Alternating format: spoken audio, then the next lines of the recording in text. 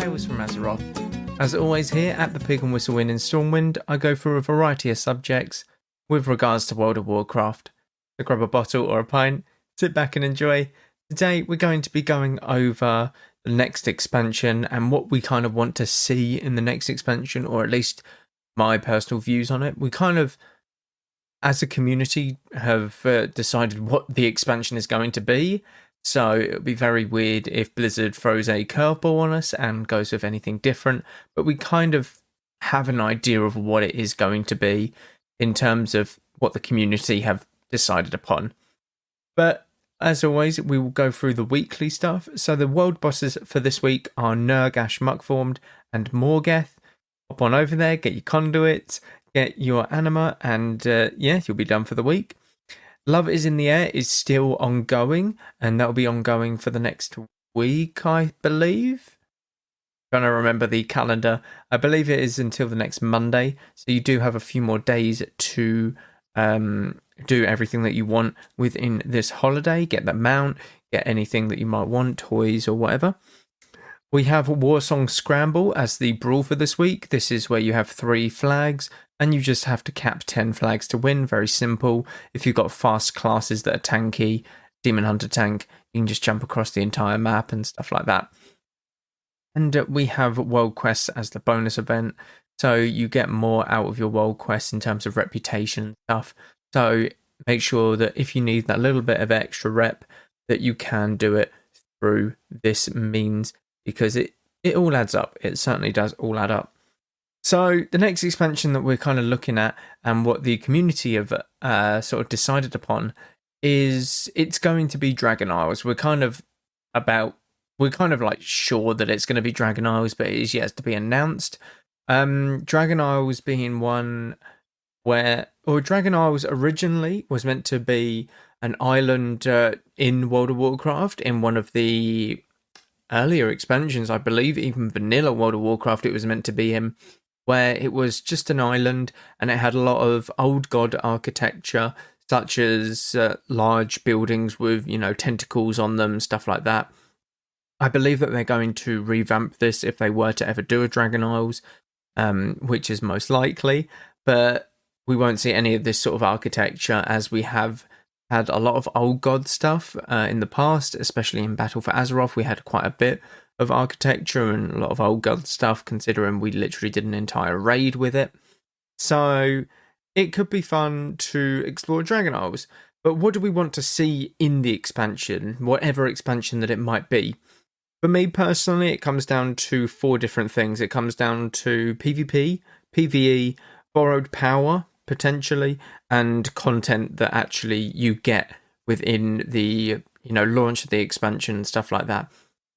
So I want to start off with borrowed power. Now, borrowed power is a system that has been implemented in World of Warcraft since Legion, pretty much. What it does is it gives you different sources of spells or character upgrades that increase your character's damage or sustainability or healing or whatever. It does something to increase your power as a character. Now, in Legion, you had artifact weapons. In, what was the expansion after that? Oh my god, Battle for Azeroth? Yes, Battle for Azeroth.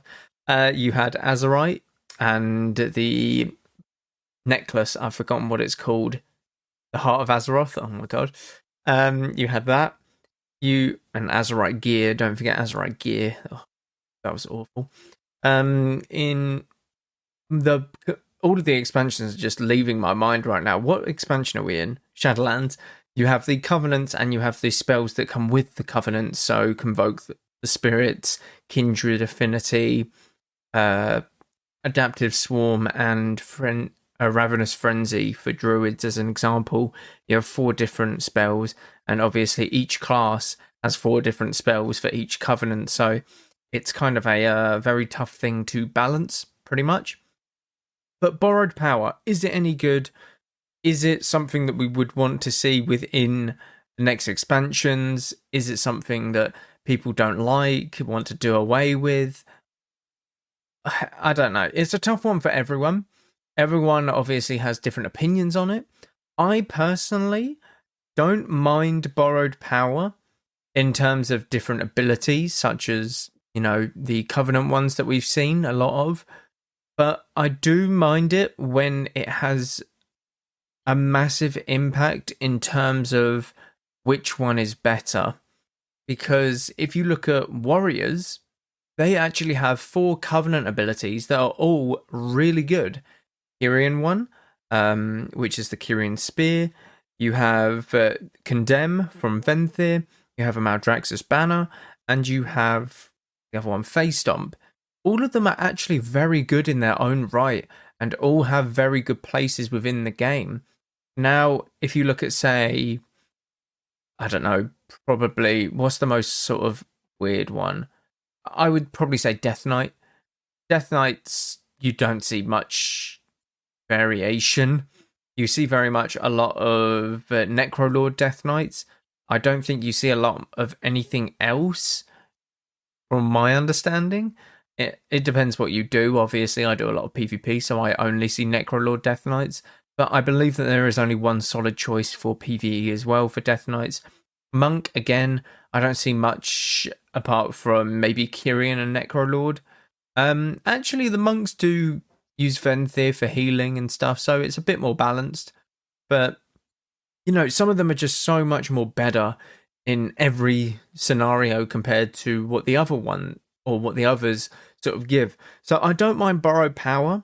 It's just, if there's certain systems that are linked to it, it doesn't make it as enjoyable. So in Covenants, you obviously have Renown, and this Renown was fun, but it causes a lot of problems because if you can't keep up to date with your Renown, you ultimately fall behind in your player power, and you can really feel it.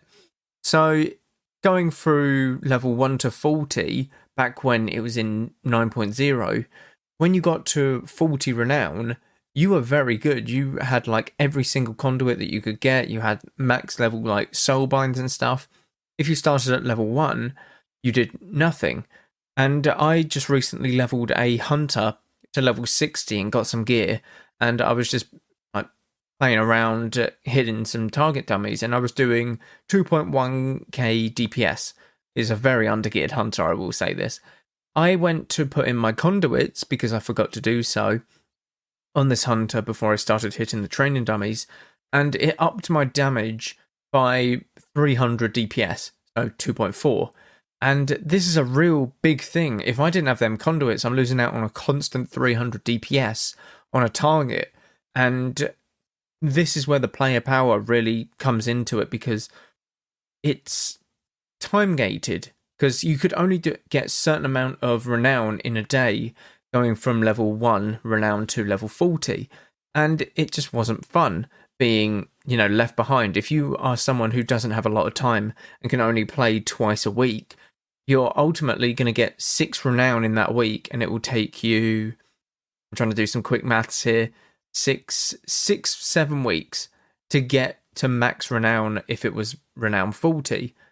And put this into perspective, it would take someone a week, 6 days or a week of, well, actually it would take them more like 2 weeks, because you get a lot of renown from the coolings. So it would take them about 2 weeks to get, max renown from 1 to 40. And that is a massive difference. You have a 4-week advantage on this player, all because you can play every day and do some content that they wouldn't have been able to and get renown for it, compared to, them being able to and stuff like that. So it's a massive difference, and it can really upset the balance of the game. Now, borrowed power, I think, is good and is fun to have. Don't get me wrong, I hate getting one-shot by a lot of things in Shadowlands, but I think it's very enjoyable. And the different dynamics that you get with, like, the whole borrowed power stuff. I'm playing a composition. A good example of this is I play in a arena composition of a demon hunter, a druid, and a shaman. Now, I'm usually the target, and I'm more than capable of, running healing and stuff like that. I'm not very worried a lot of the time if people are looking to train me down. As soon as I see a priest on the other team, however, I think of the potential mind games from the Venthyr Covenant, and that can really screw me over. That's when I'm a bit worried, and I have to sort of think a lot more. So it gives it a different spin and a different dynamic on how you have to approach these sort of classes when you go against them. Now, obviously, a lot more people have a different matchup against a lot of things, but my kryptonite, as it were, is mind games. Mind games really screws me over when I'm playing against a priest, and that's what I love about the borrowed power, because it can determine a lot of different things in terms of how you play. And I think that's something that borrowed power does well, but you also have to bring in the fact that you have to balance everything, and a lot of things that aren't getting used go to waste. So, I mean, looking at... No, I'm trying to give some like good examples, but it's very tough. If you look at Warlock, Kyrian Warlock isn't really good. It's kind of meh. Venthyr Warlock is kind of meh as well, I believe. So, some of them are just very underwhelming, whereas if you look at Night Fae and Necrolord Warlock, it's a lot more impactful, you get a lot more damage out of it, and it's just a sort of, why wouldn't you pick this Covenant? Like, at the start of the expansion, you were literally sorted into houses based on your class. It may as well have been a class hall for multiple classes. Shamans always went to Necrolord because it was just better.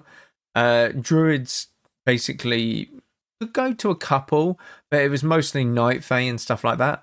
Hunters that were doing PvE, you would see in Night Fae. Hunters that were doing PvP, you would see Venthyr or Kyrian. So there's a few more versatile classes, but again, Paladin, you don't really see much. At the start of the expansion, it was just all Kyrian. You really wouldn't see much else. You wouldn't see many Paladins anywhere else. It's just one of them things. So you've got to get the balancing right if you're doing these borrowed power systems, and I do think it's good, but it can really be detrimental to the game if you can't get the balancing right from the off, because ultimately you kill part of the game that you wanted people to see, because you're getting spells that aren't being used, such as I'm trying to think of a good one, like Night Fae Paladin is very rare. Like, you don't see a lot of Blessing of Summers, Blessing of Winters, or whatever it is. I don't even know the name of it, to be honest. That's how little I see of like Night Fae Paladins, and that's where it's a bit sad, because the concept is really good. You give a ally this blessing and it gives them a different sort of ability. It gives them a damage buff, but it isn't as entertaining for the paladin and for the person playing that class as it is, say, Divine Toll for a paladin, where you literally can one-shot people as a ret paladin with Divine Toll, or convoke the spirits for druids and stuff like that. So it needs to be a good mix of how balanced it is as well as how enjoyable the spell is. So borrowed power is something that I would probably like to see, but maybe just on a sort of smaller scale, maybe like Legion, where you get one ability per class. Oh, no, actually, they got a few abilities. They got an ability based on the weapon that they are, or that they have. In Battle for Azeroth, maybe Battle for Azeroth, actually, because everyone got access to the same sort of powers, the Azerite powers, through the Heart of Azeroth, but everyone could pick their own. There was about 10 to 15 choices, and you could mix it up. So people might have, a different sort of set of 3 things that they wanted to add. So maybe that sort of borrowed power, but just done better than the Heart of Azeroth, because let's face it, the Heart of Azeroth was awful. It wasn't fun, and it wasn't rewarding at all, to be honest. So PvP is something that we want to look at in the next expansion. We want to look at gearing for it. The gearing system for Shadowlands was very tough at the start. It got better, but you're still at a disadvantage. Now, this is very upsetting, because if you want to sort of hop in, you are at a very disadvantage or a massive disadvantage with your gear. Even if you get all conquest gear, which is 233 item level, people that you'll be facing will be 250 item level-ish. So you're already at a disadvantage. You're at a 17 item level disadvantage, which is huge, by the way. That is absolutely massive in scale of things. You're also learning a new class, as this is an alt character, potentially. So you're just further hindered by your class, and you can't actually learn the class, as efficiently as you want, because you don't know if you're doing anything wrong because of the gear that you're in. You might get one shot, but you don't know if you had to do anything different there to survive it. You might have pressed all of your cooldowns, but you don't know if you're even going to survive it with that gear. That's the thing. So gearing needs to be a bit easier. Now, it's good that they brought in the loot boxes, or whatever they are, the conquest boxes, where you can buy the conquest gear for your ult. Now, obviously, this is an RNG-based system. I would like it if they implemented sort of just a PvP vendor where you could buy pieces for your class and stuff like that. Obviously, you get the cost up a little bit higher, and they cost the actual amount that you would spend. So 1,800 conquest for a weapon, but you could still send it to your warlock, and you would guarantee a weapon rather than buying 10 boxes for 3,000 conquest looking for a weapon, but you never get that weapon, that kind of thing. Now, they definitely need to reduce the honor that you need to upgrade this damn gear. Either reduce the honor that you need, or be able to send honor from your characters to your other characters, because it is absolutely infuriating trying to earn honor to up your gear. You need a ridiculous amount of honor to even upgrade every single piece to 8 out of 9 upgrades, which is the maximum. Now, it's absolutely insane, and I can't remember the number, but it's about 800. If you're looking at like getting it to good item level, it's about 800 per sort of average. You're looking to upgrade about 7 times for each item, and you've got like 12 items to upgrade. It comes to a lot. It comes to an absolute stupid amount, and it's not fun. But I think you should be able to send honor over from your characters to your other characters, because I've got 2 characters that are sitting there with 15k honor, and I'm not even playing one of them. I'm literally not playing one of them, but I could use that honor on a character that I currently am playing and trying to push rating with, but I can't push rating because I'm undergeared and stuff like that. So I need this honor to be useful in a way. And I know that you can buy marks of honor with it, but I've bought every single set with marks of honor. Honor that just sits there does me no use at all. And that's the stupid thing. I've got 15k honor on my main that doesn't need to upgrade any other pieces of gear, has got every single transmog set available from the marks of honor. Now I've just got 15k honor that I'll never be able to stack up on more. And yeah, it feels bad. It feels bad not to have that. And it's just one of them things that you can't send over. Balancing in PvP as well is a big thing. Now, don't get me wrong, I love PvP. I love how explosive PvP can be in this expansion. In previous expansions, you would sit there and you wouldn't feel like you're doing damage. And that is ridiculous. So you could be dealing, in Legion, you were dealing like millions of damage. Like literal millions of damage. But it would feel like you're hitting like a wet napkin and nothing would ever die. Whereas in Shadowlands, stuff can die. A lot of people are saying that it's one-shotty, and that people are complaining that it's way too stupid and I'm getting one-shot constantly and all of that stuff. Now, they do happen. One-shots do happen. But a lot of these people that say this need to understand that you're getting one shot for a reason. So what I mean by that is, I play a druid.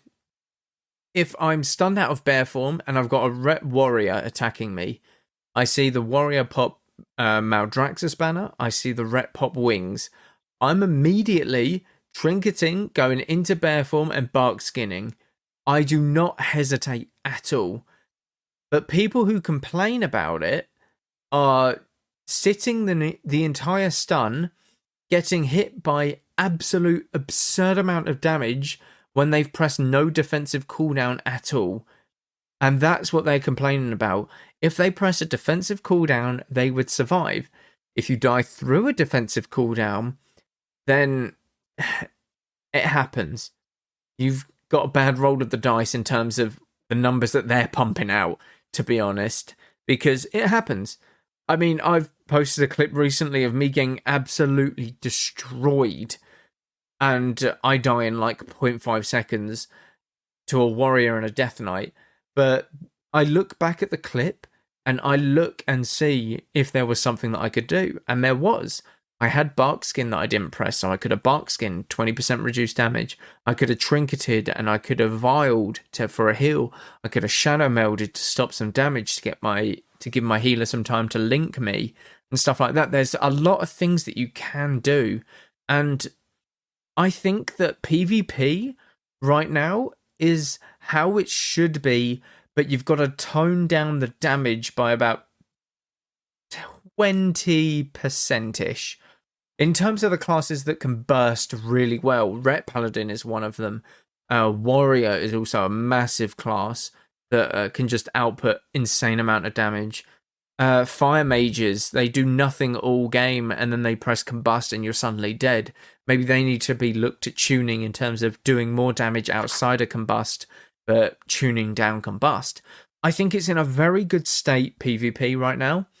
And I think that they just need to tone down the damage of some of the massive bursty classes a little bit, and it will be in a very good spot. Because you don't want 20-minute games, deep dampening, where it's boring as hell and no one's dying at all. You want games that are explosive, fun, fast-paced. You know, you're constantly having to think, work your brain, what's happening next? How do I prevent this? All of that stuff. So this is kind of what I'm wanting for PvP. But I think it is in a good state right now. Just tone down some of the burst a bit, and it's in a very good state, to be honest with you. I don't have much more to say about that. I hope they keep it in this sort of state rather than go back to Battle for Azeroth and Legion, where it is very much just 10-minute games of deep dampening and then you lose. Them games are worse to lose compared to getting one shot by a Ret Warrior, because you can just go straight next. After 30 seconds you get one shot, that's fine, go next into a next game, rather than slugging out a 10-minute game and losing. That one's worse to lose than the Ret Warrior, 100% of the day, for me anyway, for me personally. PvE. Now, PvE depends on the systems. A lot of people who do PvE content do not like systems that are in place. So this is conduits for Shadowlands. This is Battle for Azeroth. You've got Azerite pieces where you need specific pieces that give specific Azerite traits, or you need the specific Azerite, empowerment or whatever it was called, where you get the spell and stuff like that. A lot of systems do benefit player power, and a lot of people don't like it. The systems that need to be in place are ones that you want to enjoy and do just for the enjoyment of it. Did that make sense? You want to enjoy them and have it not linked to your player at all.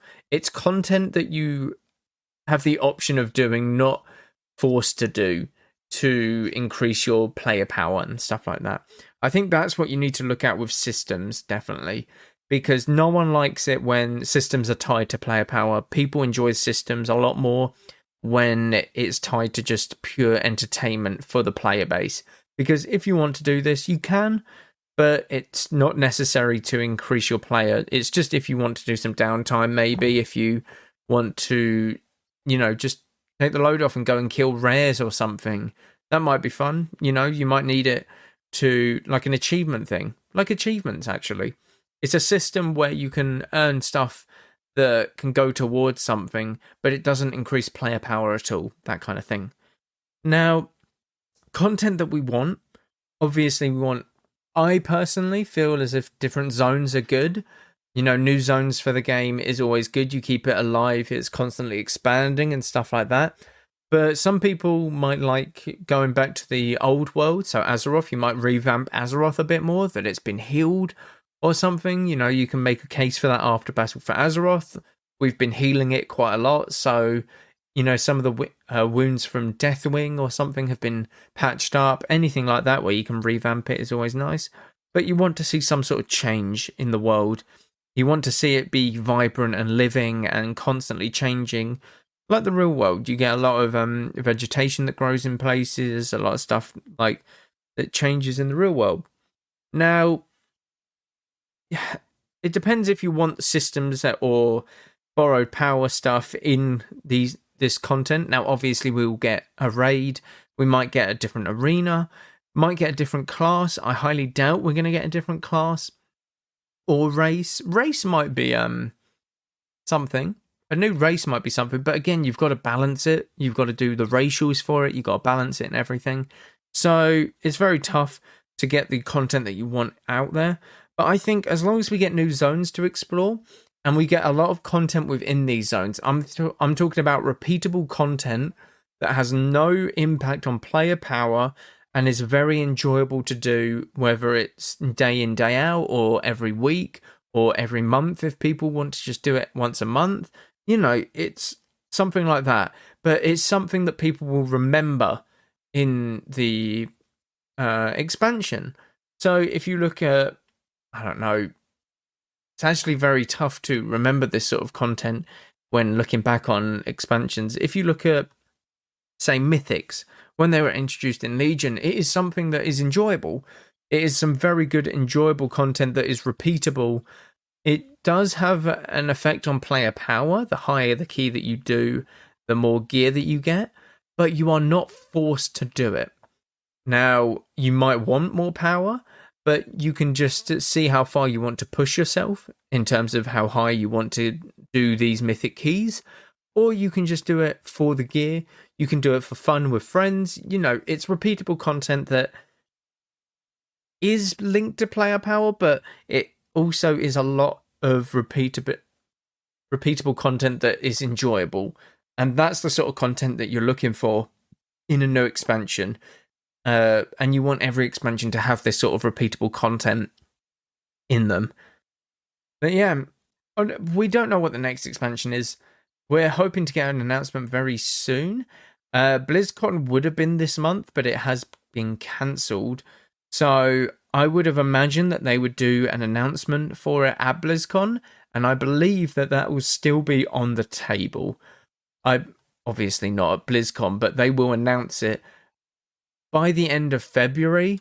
I would imagine maybe a week after the raid has gone live or something like that. Late Feb, early March.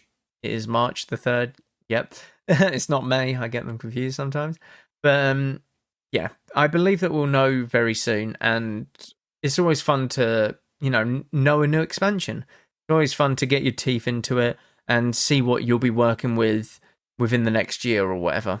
So here's hoping. But yeah, that's all we have time for today. Thank you all very much for listening. As always, do check out all of the social medias, the Patreon, the Twitch, YouTube, everything's going on right now. Be sure to check them out and subscribe, follow, whatever. Thank you all very much for listening, as always, and go with Valor Friend. Goodbye all.